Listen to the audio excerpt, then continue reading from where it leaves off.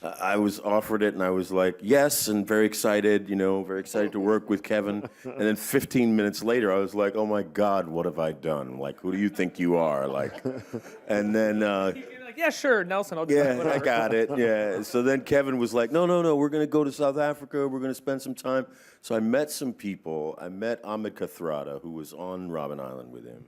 He was one of his closest comrades.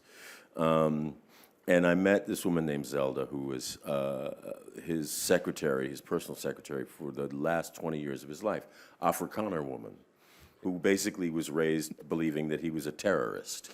And she got this job when she was 24 years old. And so between the two of them and reading the books, the most surprising thing about him to me was he had this incredible sense of humor. His Xhosa name, Rolihlahla, it translates roughly into troublemaker. He was very impish, and he would always lead with some off-color, just slightly cheeky remark. And I thought, oh, that's the way into this guy. That's the way into him, because he would always disarm you first. Then he would attack, and then he'd go back to a neutral posture with you.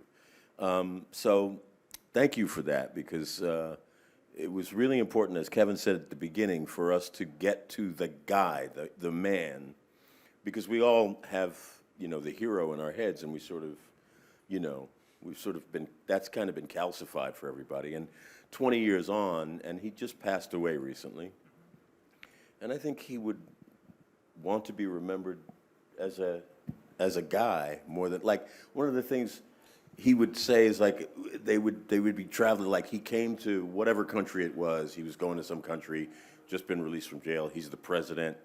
He arrives there. He sees crowds and crowds and crowds and crowds of people, and he would lean into somebody and go, "Who are they waiting for?" And be like, you know. So